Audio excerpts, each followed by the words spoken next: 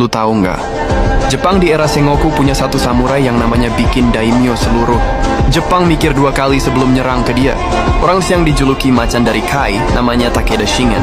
Seorang jenius perang, pemimpin karismatik, dan otak strategi yang bikin Sun Tzu kayak kitab wajib di medan tempur. Tapi di balik kebesarannya, ada kisah pengkhianatan, perang tanpa akhir, dan kematian misterius yang ninggalin tanda tanya sampai hari ini.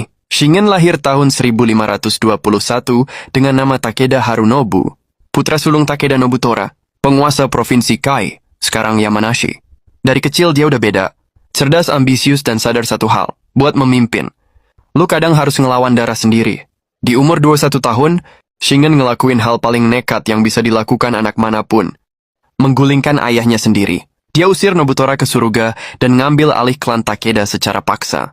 Itu awal perjalanan seorang pemimpin yang lahir dari pengkhianatan dan politik berdarah. Begitu berkuasa, dia ubah klan Takeda jadi mesin perang paling disiplin di Jepang.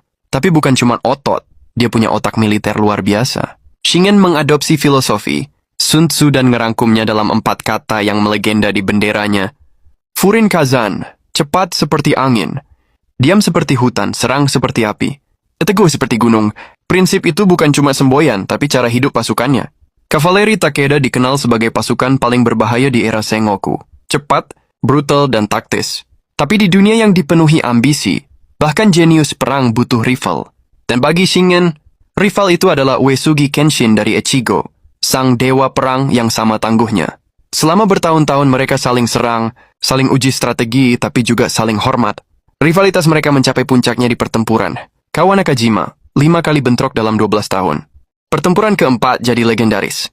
Kenshin nekat menyerbu markas Shingen dan menebas dari atas kuda, sementara Shingen cuma bertahan dengan tesen, kipas besi. 2 legenda, 1 momen, yang bikin sejarah Jepang berdarah tapi juga megah. Tapi yang bikin Shingen beda bukan cuma kemampuan bertarungnya. Dia juga politikus brilian. Dia reformasi tanah, bikin sistem pajak efisien, bahkan memajukan ekonomi di wilayahnya. Tapi di balik semua itu, dia tetap samurai sejati yang ngerti strategi lebih dalam daripada siapapun. Namun takdir nggak peduli sehebat apa lo di medan perang. Tahun 1573, saat dia lagi dalam perjalanan besar buat menaklukkan Kyoto dan menghadapi Oda Nobunaga, Shingen jatuh sakit parah. Ada yang bilang dia kena penyakit paru, ada juga yang bilang karena luka lama yang kambuh. Dia wafat di usia 52 tahun, nggak di medan perang, tapi di perjalanan menuju ambisinya yang belum selesai.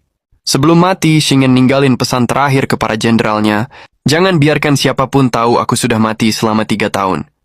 Alasannya jelas, dia tahu begitu kabar itu bocor, musuh-musuhnya bakal langsung nyerang